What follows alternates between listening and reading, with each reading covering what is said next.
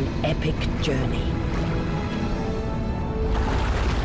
filled with dangers,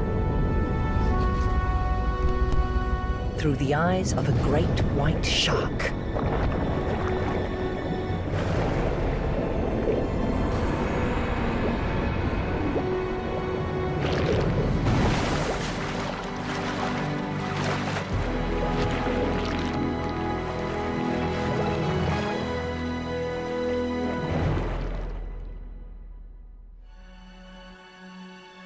The waters around South Africa harbour one of the densest populations of great white sharks anywhere on Earth.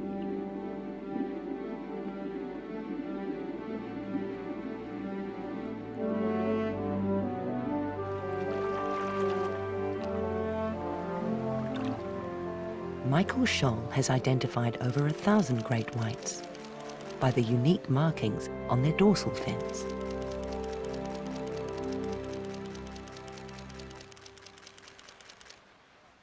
But of them all, one stood out.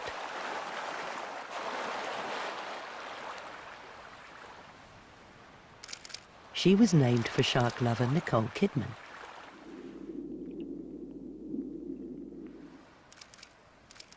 Michael photographed Nicole dozens of times, year after year. That was nice. Nicole would come up and kind of stick her head out of the water, and we would have this eye-to-eye contact, which is a really, really good feeling. Nicole became, I would say, as close to a friend as you can have with an animal. We had this personal contact, and I got to know her patterns. Including a baffling pattern. From January to June, Nicole disappears. Where does she go? Sharks are protected in South African waters. Beyond lies peril.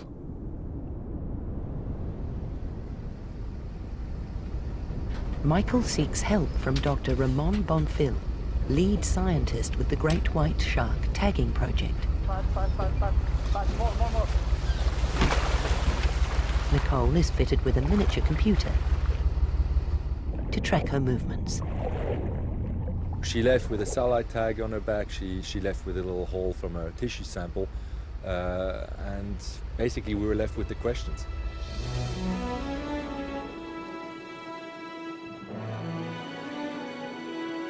She is about to embark on an extraordinary journey.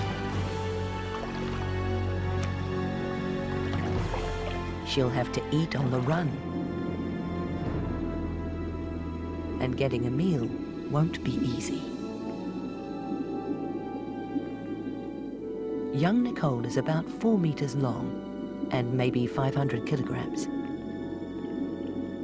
About half the weight of a full-grown female. When competition for prey heats up, size counts.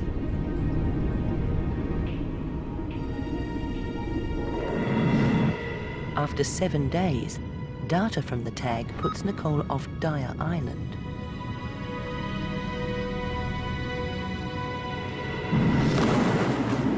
A mecca for great whites. And no wonder. Cape fur seals breed here.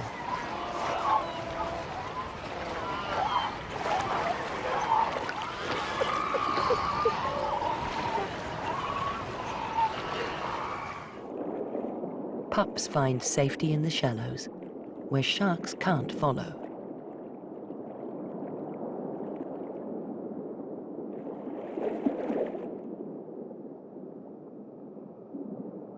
As they grow, they venture out to find food.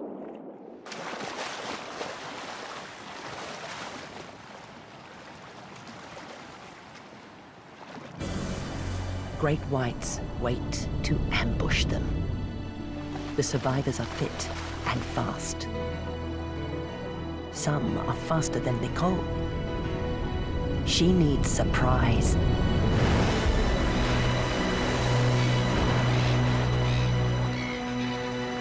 About half the time, the seal gets away.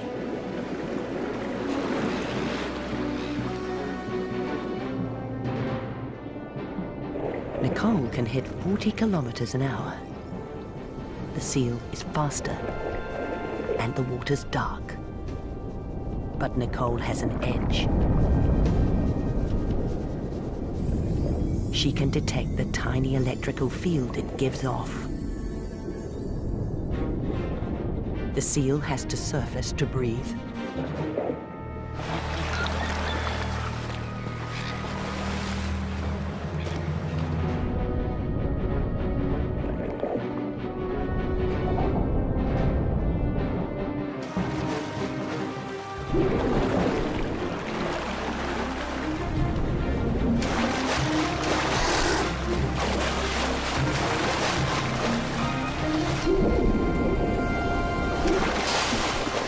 It's Nicole's last chance.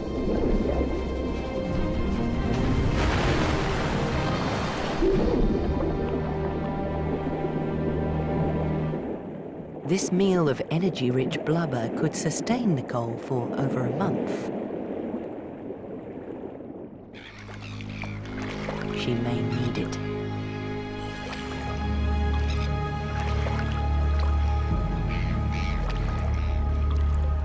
Nicole is heading toward a saltwater desert.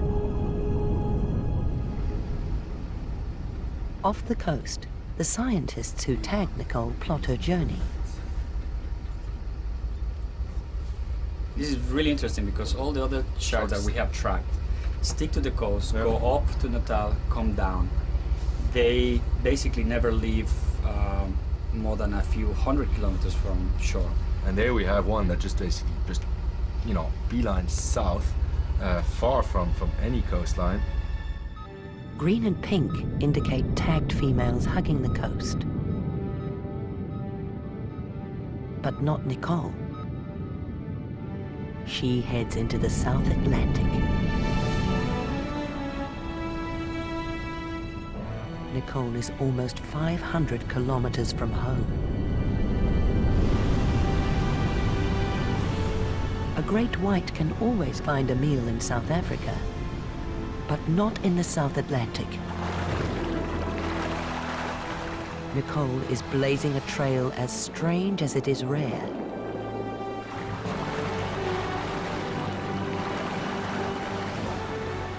And no one knows where she's bound or why.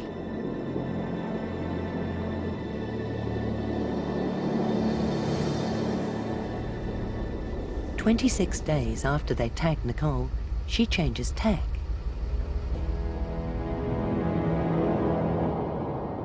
After heading southwest, she suddenly veers southeast, perhaps to hitch a ride.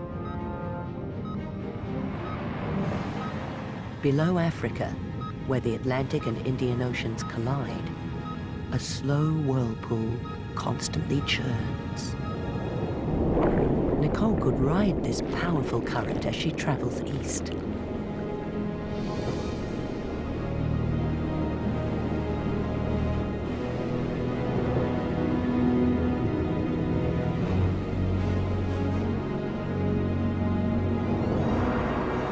Her destination remains unclear, but her course is hazardous.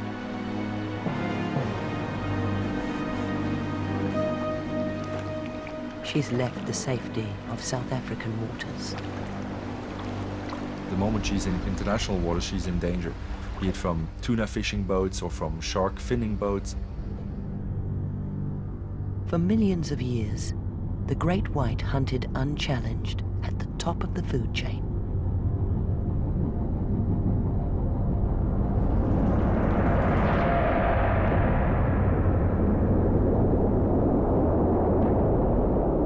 Somewhere ahead, a higher predator waits for Nicole.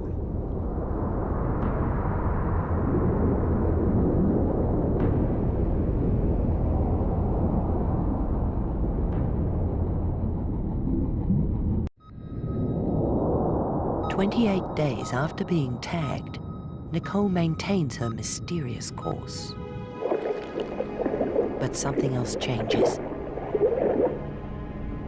Sharks tend to stay within a few hundred meters of the surface, within the dimmest rays of sunlight. Nicole heads much deeper.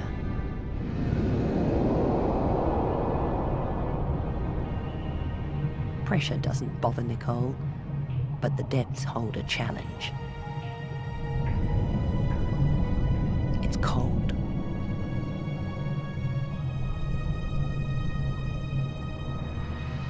She dives to 900 meters beneath the surface, where the temperature hovers below 5 degrees.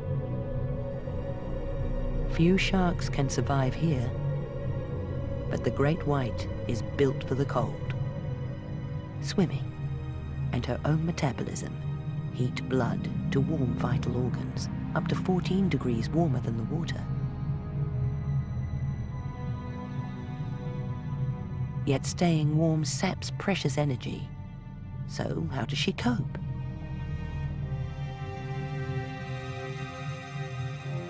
The tag reveals she continually returns to the surface to warm up.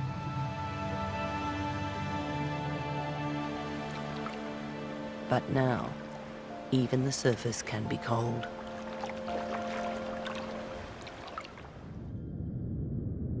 Because after 37 days, Nicole has traveled so far south, she's down in the latitudes known as the Roaring Forties.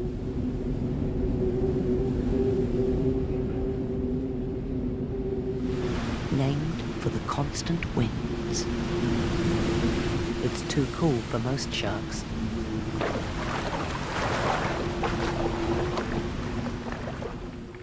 The cold slows their metabolism, making fast prey harder to catch. Being warm-blooded, Nicole can hunt in colder water.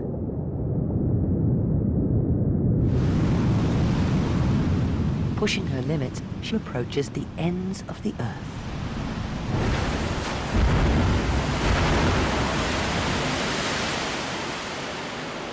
Marion Island.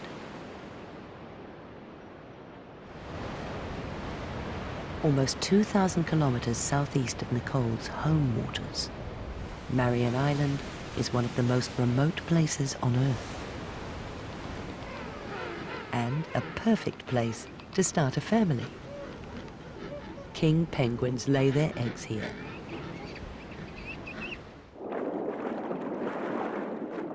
Fur seals birth their pups here.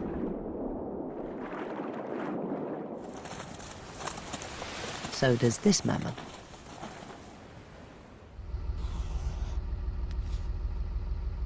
Nicole could be closing in on a huge source of energy. I definitely think that she could be hunting elephant seal, especially the more juvenile ones or the females, not the big male ones.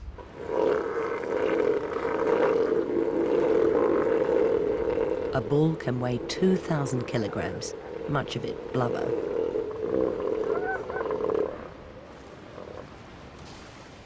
Maybe she's sticking lower, like 100 or 200 meters, kind of waiting for an elephant seal maybe to go up to the surface. She's got enough light to have a perfect silhouette of that seal coming up. And using her stealth, she's basically invisible if she's under the elephant seal. But Nicole has competition.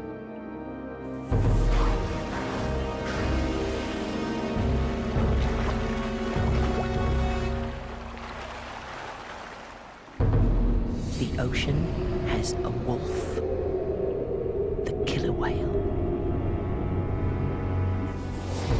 Even a great white is out of its depth.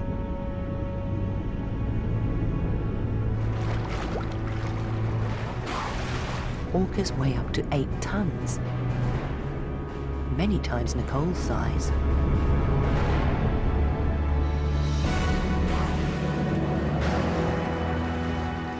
And they hunt in packs.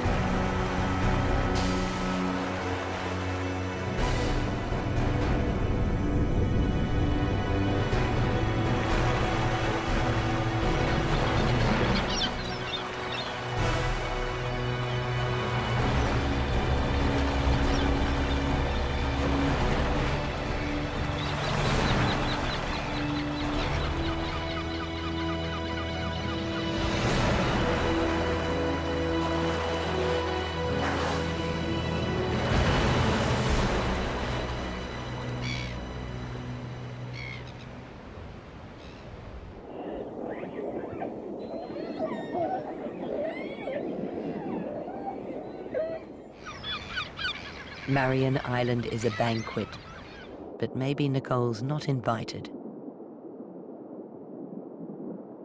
She moves on.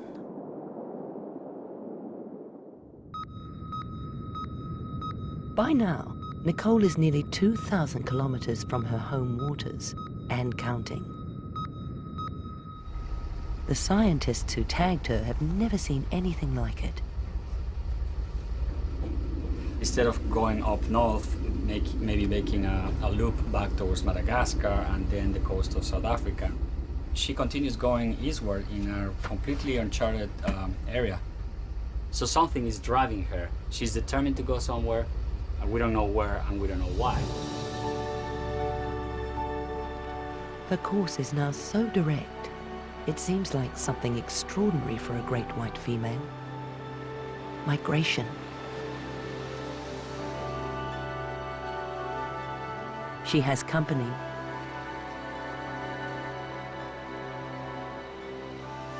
The wandering albatross nests on the lonely islands of the Indian Ocean, then leaves for months on end to feed. Its wingspan measures up to 3.5 meters, largest of any bird.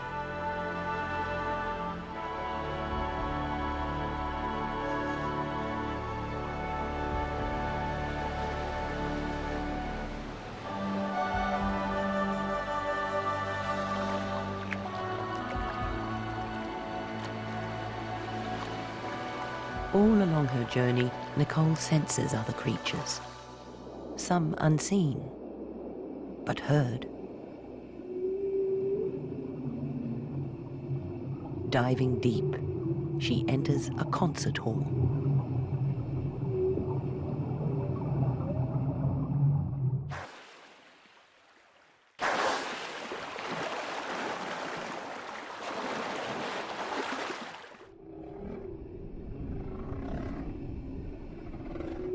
These are the songs of humpback whales. They could be thousands of kilometers away.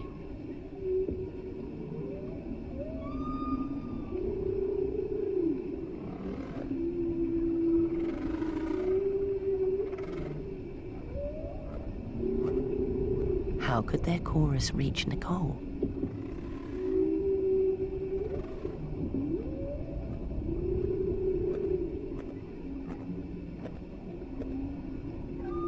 The answer is in the water. A unique combination of temperature, pressure, and salinity creates an ideal channel.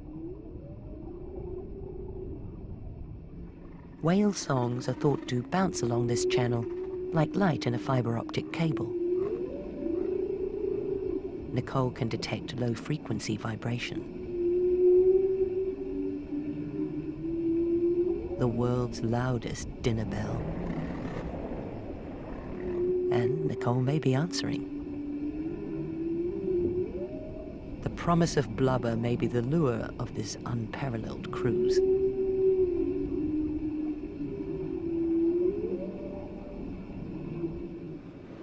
"50 days out. Nicole could well be hungry. The nearest whale may be far, but other prey close.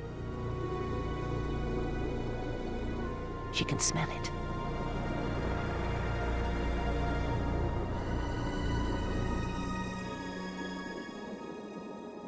Fish leak chemicals from their bodies, carried along by the current.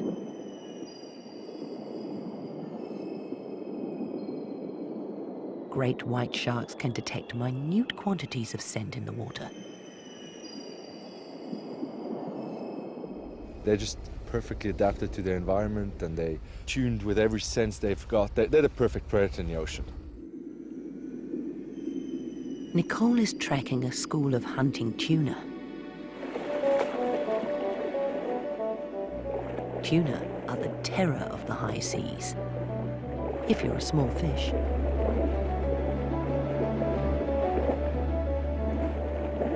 They share many of Nicole's adaptations for hunting. Like a great white, they have a hydrodynamic shape to decrease drag. and they're propelled by a powerful tail.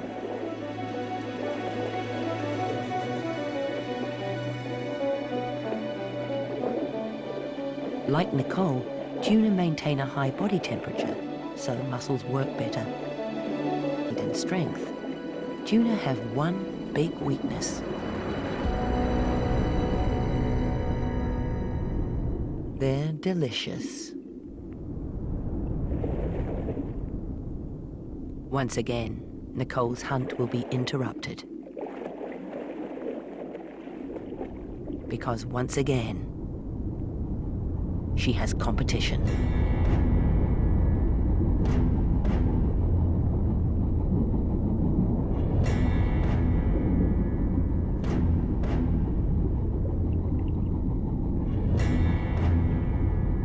Dead ahead, 3,000 hooks, strung over 100 kilometers.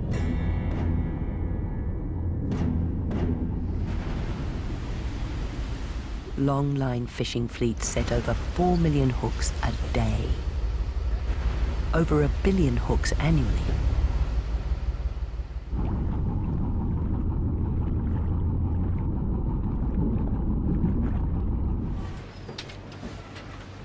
Over 1 million tons of tuna are consumed annually in the United States and Japan, the world's largest tuna markets.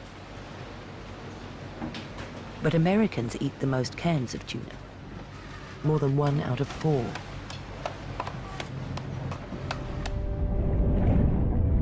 Sometimes, tuna becomes shark bait. The metal rig is picked up by Nicole's electrosensory mechanisms. Detection could save her from the hooks. Then again, who can resist a free lunch?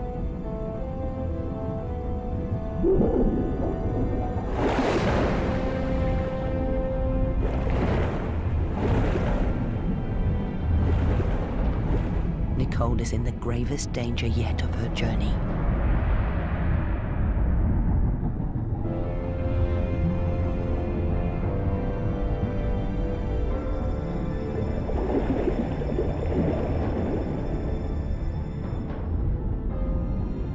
Strangely enough, the boat itself saves Nicole.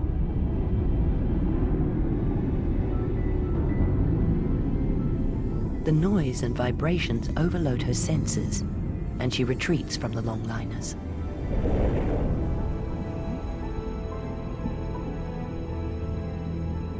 They pose a real threat to all sorts of animals, wild sharks included. I am amazed that Nicole was able to make it through that forest of hooks that were there to catch tuna. A close call, and worse hazards lie ahead. Out here, even sharks are fair game.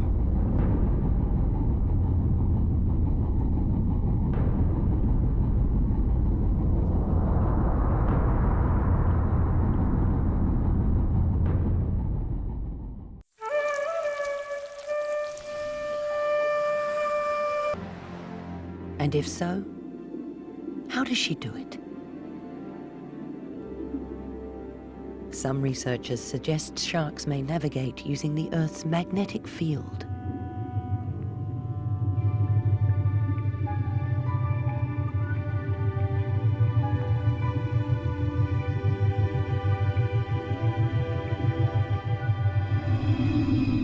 Scientists believe this field is generated by the churning molten core deep inside the Earth.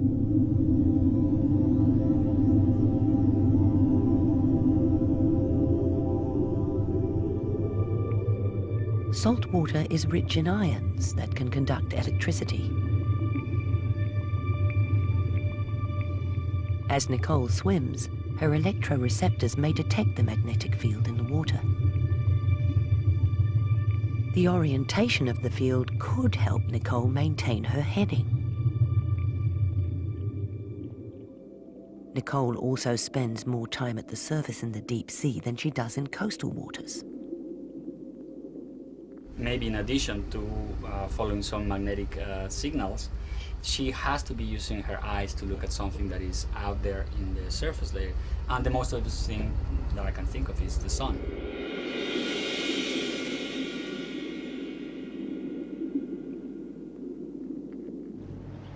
Since the dawn of sailing, mariners have steered by the sun.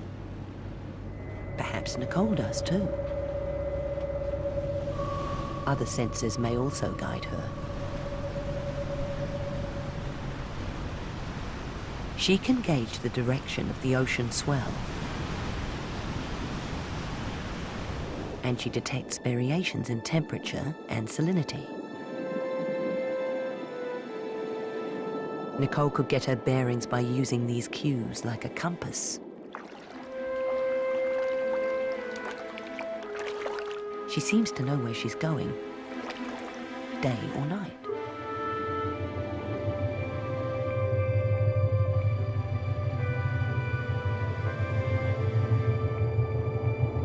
Nicole is not only blazing a path, she's opening a window into the secret world of the great white shark.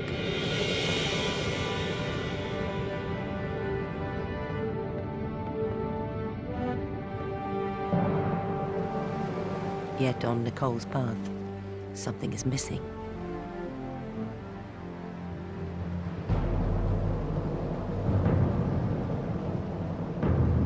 Warning signs. Day 86. More than 6,000 kilometers from South Africa. Nicole reaches what may be the end of her journey.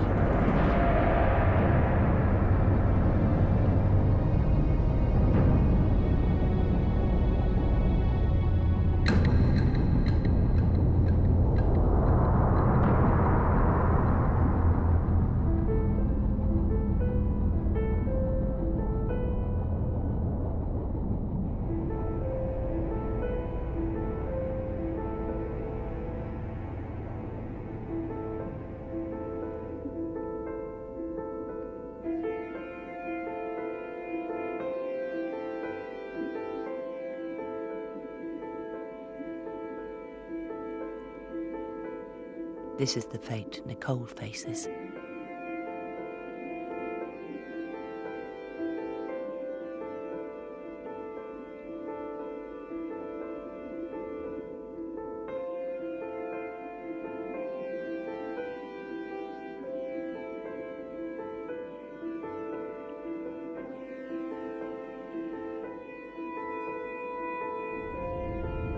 Every year, up to 73 million sharks die for one reason only. Their fins.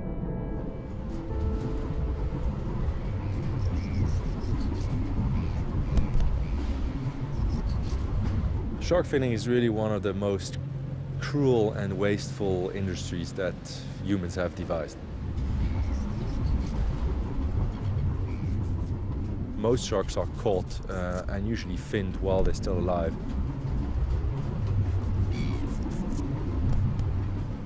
I don't need to explain why it's cruel to basically cut off the limbs of an animal while the animal is still alive. They throw away 95% of the shark, which is a huge waste.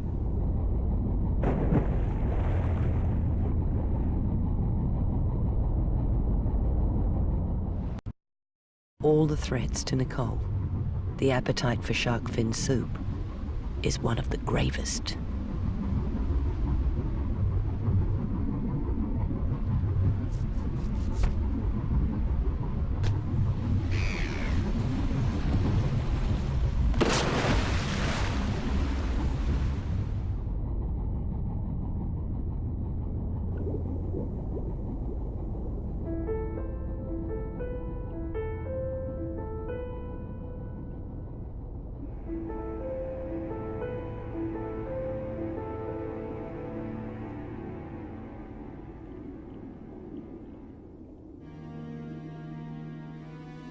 If you imagine yourself as a migratory shark swimming across the Indian Ocean, it really is like a labyrinth out there. for her to basically end up on one of those hooks and end up in a tin of shark fin soup would be, would be devastating to me anyway. Nicole's tag reveals she entered the killing zone.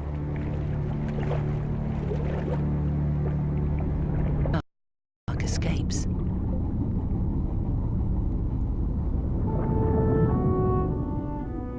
A lucky shark.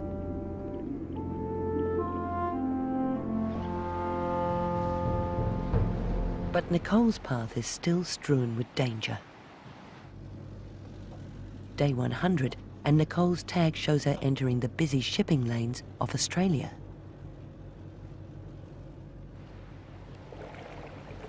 Humans needn't hunt Nicole to harm her. We can just leave our trash behind.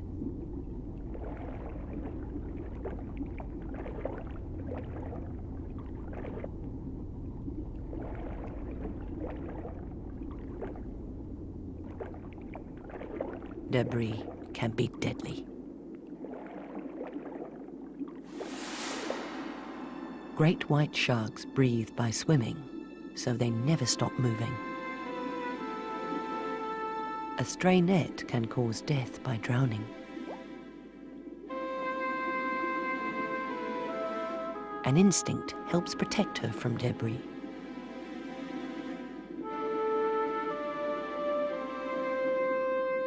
Contrary to myth, she isn't a mindless predator that eats anything. Instead, she bites to investigate potential prey.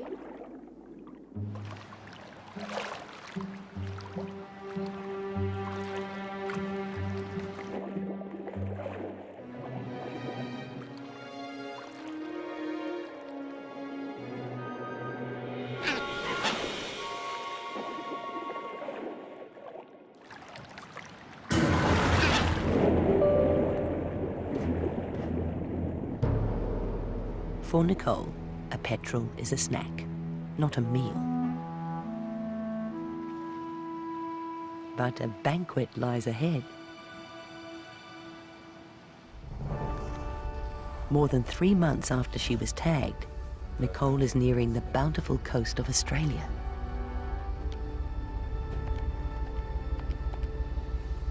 Something else is arriving too. The data tag shows Nicole heading smack into a force of nature.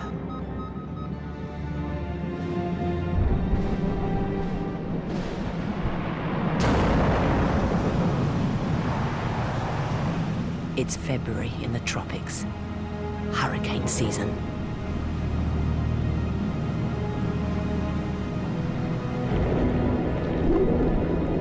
At sea level, swimming in a cyclone is like swimming in a washing machine. Nicole's tag reveals how she copes.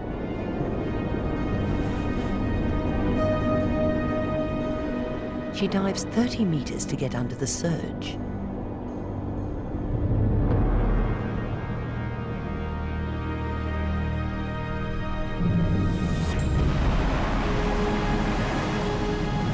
Down under, Nicole maintains course, while Australia is hammered.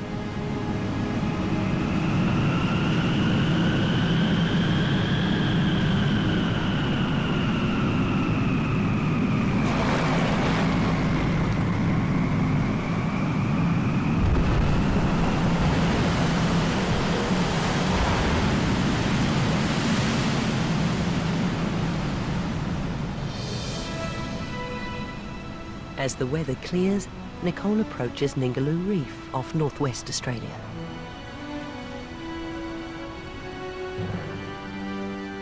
She's covered more than 11,100 kilometers in 99 days. A world record. It's the longest known transoceanic migration of any fish. And the fastest known voyage of any shark.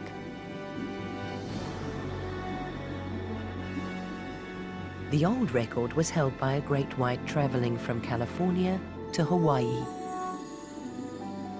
Nicole has covered nearly 3 times that distance. Why has she traveled so far? It's such a long migration. She needs to have a good reason to do this, to undertake such a long journey. She may be swimming in the reason. Nicole has entered the warm, shallow waters of a coral reef.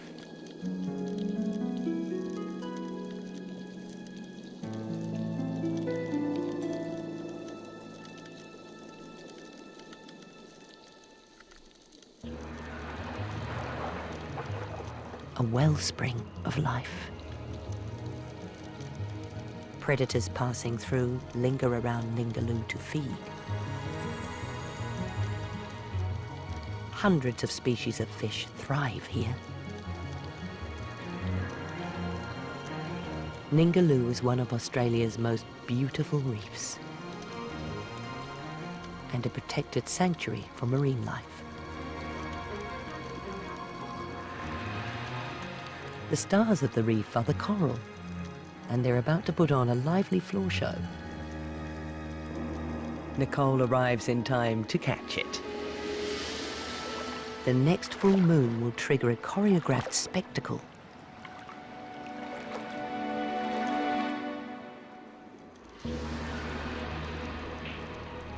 The mass coral spawning at Ningaloo.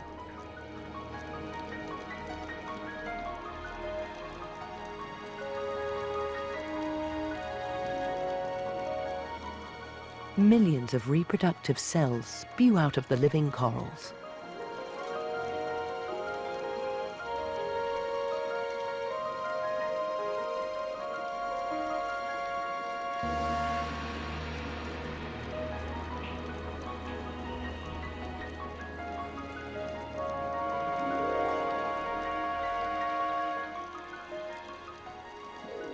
The drifting sperm fertilize drifting eggs and make tiny larvae.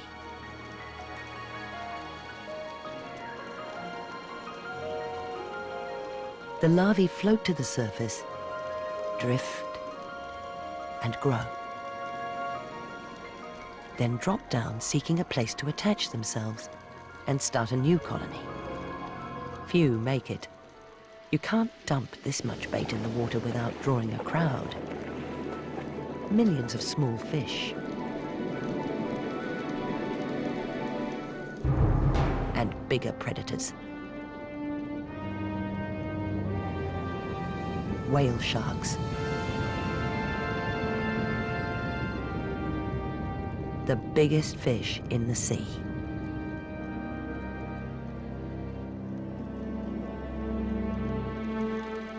For all its size, it feeds mainly on tiny organisms like plankton and krill.